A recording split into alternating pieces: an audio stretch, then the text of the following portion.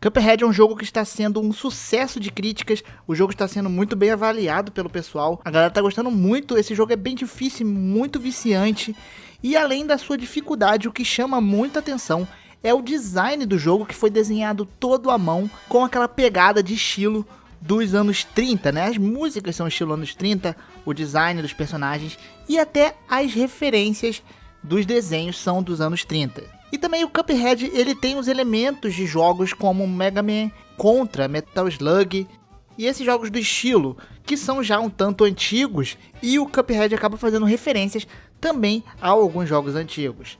E bem, o jogo ele apresenta referências claras para alguns momentos, como por exemplo aquele pica-pau de 4 olhos, que é obviamente o pica-pau dos desenhos, né? Que inclusive o pica-pau já é dos anos 40, cara, olha, pica-pau é muito velho. Temos o Brutus, que é aquele pirata. Temos a Olivia Palito, que também é um dos chefes, que realmente parece muito. E entre outros, né? Só que eu vou falar aqui das referências mais ocultas que às vezes você provavelmente não percebeu. Apenas se você é muito fã de algum ou outro elemento desses desenhos que eles fazem referência. Fora isso, a galera comum não percebe muito. E ó, é referência pra dar e vender aqui. E pode ser até que falte uma ou outra referência. Então se você percebeu alguma referência no jogo que eu não comentei aqui, não esquece de deixar um comentário aqui na descrição falando sobre isso. Ok, então dito isso, vamos lá para as referências de Cuphead que você provavelmente não notou. Por favor, antes de começar aí, deixa seu like. E se você chegou agora no canal e não é inscrito, se inscreve aí para acompanhar mais conteúdo. E agora vambora. Bem, primeiro vamos falar sobre o Cuphead em si, o nosso protagonista, o nosso personagem principal e o seu amigo Mugman. O Cuphead ele tem um design muito parecido com o do Mickey, é praticamente um Mickey com a cabeça de caneca, a cabeça cortada. Entretanto, o seu design da cabeça, aquela forma de copo, veio de um desenho muito antigo japonês. O Japão, nos anos 30, eles fizeram um desenho meio que criticando o imperialismo dos Estados Unidos e fez um desenho estilo da Walt Disney mesmo, com o Mickey do mal, com um exército de cobras, atacando tudo. Esse desenho é muito bizarro, só que nesse desenho faz uma aparição ali, um personagem com uma cabeça de caneca, bem estranho, meio gordinho ali, mas a cabeça é realmente muito idêntica à cabeça do Cuphead. E até os desenvolvedores falaram que acharam a animação um tanto estranha e bizarra, e por isso decidiram colocar no seu personagem. Então o Cuphead ele é uma mistura de um Mickey com um personagem de cabeça de copo que se transforma em um tanque numa animação japonesa. Olha que interessante. Também um dos primeiros chefes do jogo chamado Cunning Carnation, que é aquela flor que toca uma espécie de samba no fundo, né? E ela tem duas referências. A primeira referência é mais atual, que lembra a Skin Flower do Wario Land, um jogo da Nintendo. E se você for perceber, a flor parece, e até os ataques, alguns ataques daquela flor, realmente são muito parecidos com a Cunning Carnation. Mas também temos outra coisa, o movimento que a planta faz como se tivesse uma mão se mexendo. Ela é uma referência de um personagem de uma animação chamada Swing of Sinners, de 1930. E é um cartoon que ele era conhecido por ser bem surreal, obscuro e com um conteúdo bem abstrato. É um desenho ali bem antigo e bem estranho. E tem um personagem que ele faz o mesmo movimento da flor, né? Igualzinho. E isso daí foi uma referência clara. Eles pegaram, né, alguns movimentos dos desenhos antigos para poder colocar ali em alguns chefes. Bem interessante. E como eu tinha falado anteriormente, o jogo também ele se baseou em jogos bem antigos, né?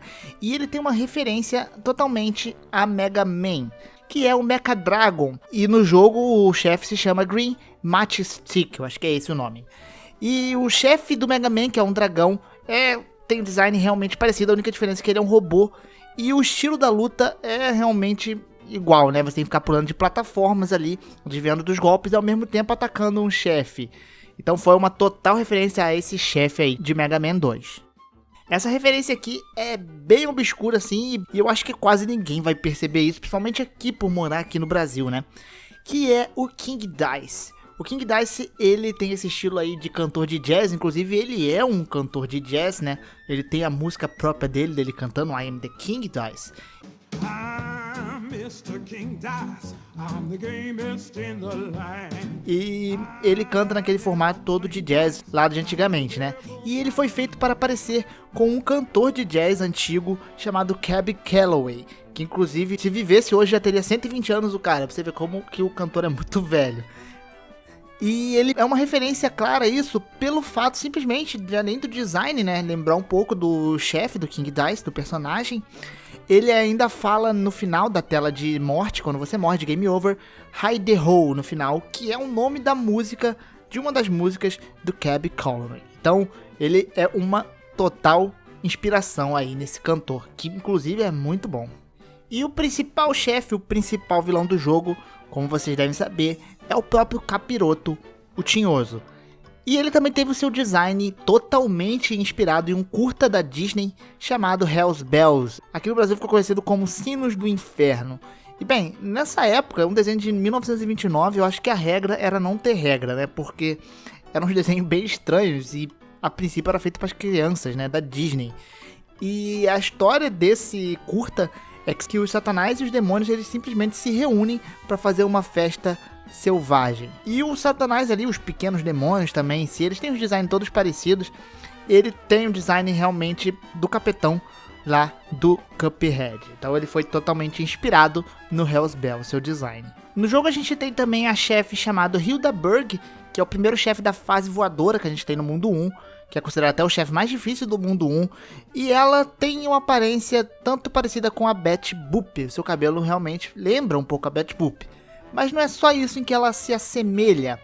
Ela, na verdade, a última fase, ela vira uma espécie de uma lua que lembra o chefe Hypnos de um jogo chamado Three Wonders da Capcom, de 91. Esse é um jogo arcade da Capcom que realmente lembra as fases voadoras do Cuphead e é a última forma desse chefe do mundo 1, que tem o seu design bem inspirado em Three Wonders. A gente também tem algumas outras referências aí, que são aquelas referências mais claras, né? Que a gente tem, porque eu falei lá do Pica-Pau, da Betty Boop. Nós também temos aquele rato e gato, que é como se fosse uma memória ali a Tom e Jerry, que é aquela briga de gatos e ratos. Nós temos também aquele robô gigante, que parece muito o Gigante de Ferro no seu design, que é aquele filme bem antiguinho também, eu até recomendo vocês assistirem.